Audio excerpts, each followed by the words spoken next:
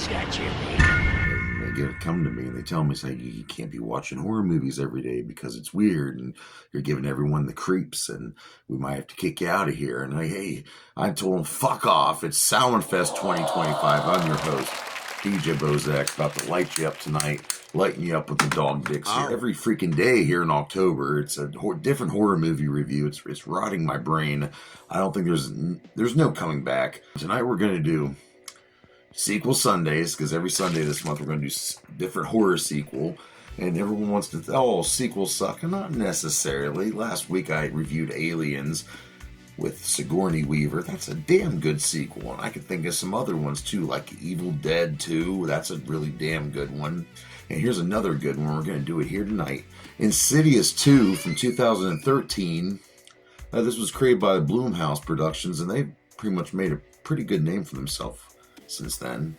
It's directed by James Wan and written by James Wan and Lee Winnell. Those guys sound familiar to me, PJ. Who are those guys? Those are the guys who came up with the Saw franchise. These two go together like buffalo sauce and Twinkies, all right? I love these two guys, but they made this movie. They started another franchise, and it stars some really good actors. I love it. And the first one, if you don't know, what's Insidious about? Of course, it's a ghost movie. In the first movie, the Lambert family, their son, he falls into this weird coma, and they notice all this weird haunting stuff going on around their house.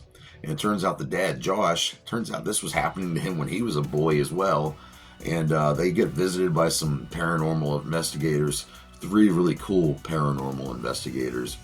They pretty much tell them that their son, while he's in comatose, his spirit's wandering around in this strange place called the Further. Ooh, and there's this demon, this lipstick-faced demon. That's a really good movie. You need to go out and see it. But this is the sequel to this, and it picks up directly right after Insidious Chapter 1. The budget for this movie was $5 million, and it earned a whopping $161 million in the box office. That's freaking amazing. Of course, it would spawn sequels. The cinematographer for this was John R. Leonetti. It looks pretty good. It was filmed mostly in LA. The score had some really good music, really creepy, suspenseful music in this movie. But the score was done by Joseph Bishara. Special effects, it took a lot to make The Further look as creepy as it did. Give everyone a special look, a special makeup that made it just look so creepy, and the foggy scene, the way it was filmed. But it took a lot of people to create all these special effects. With the makeup, we have Justin Rollet, and then Mark Gullerson with the special effects. Carla Alves, she did a lot of the molds and the prosthetics. They have Michael Janov, and he did a lot of the visual effects. And all in all, I think these movies look really good. I love the special effects. And like I said, they only spent $5 million to make this, so it's pretty amazing to me. And they didn't rely too much on CGI. They did a lot of cool things with like the peripheral visions and all that. And I just love it. Every time I see these movies, I always notice like a ghost hiding somewhere in the background somewhere. Some really good stars in this movie. I gotta bring up, of course, my daughter's gonna be mad at me because she has a beef with this actress. But a very young Jenna Ortega is in this movie playing a girl named Annie. I mentioned a paranormal investigator crew. Well, Lee Winnell, the writer of this movie, he plays a guy named Specs with his good old friend Tucker, who's played by Angus Sampson, and I love Angus Sampson. Then we have the very skilled Elise Rainier, played by Lynn Shay. But there's also a younger version in this movie, and she's played by Lindsay Seam. She's really good with her Lynn Shay-isms, I'm telling you, really good with them. We also have a guy she worked with, a guy named Carl, and Carl was played by Steve Coulter, but there was also a young version of Carl Blade, played by Hank Harris.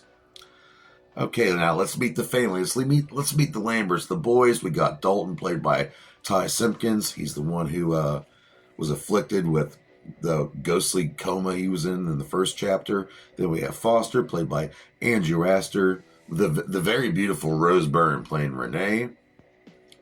Patrick Wilson, playing Josh Lampert. And when he was a boy, apparently he had some things going on too. He was visited by Elise when he was a young boy. And you get to see how The Further works with time travel. There's some really interesting stuff there, but the jump scares are pretty good. There's another entity that was in the first one, The Bride in Black. Wait till you see the Bride in Black story. And the Bride in Black was played by Tom Fitzpatrick, and his mother was played by Stephanie Pearson, and they are both creepy as hell. And this would spawn a few sequels. We have Insidious Chapter 3, which I thought was pretty decent. Then we had Insidious The Last Key. Not too bad. And then we had Insidious The Red Door, and that's my least favorite out of the entire series. But if you have a chance, I think on HBO Max right now, you can check out Insidious Chapter 1, 2. I think all of them are on there, so get a free subscription for a week and try to cram in some Insidious stuff.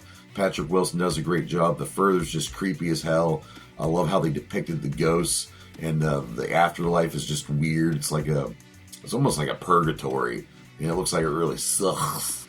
Anyway, what do I rate Insidious 2 from 2013? It's pretty good. I could probably watch it a couple times a year. I'm gonna give it 3 out of 5 dog dicks. That's a good rating. It really is. Halloween hoes. We're getting extra bloody this month. It's October. Samhain Fest. 31 days of horror movie reviews. My brain is rotting. It's literally rotting. I feel it leaking through my ears. So I'm going to go take a shower. So until then, feed your kids, pay your bills, take care of yourself, ignore the negativity, and enjoy the Halloween season, you sons of bitches.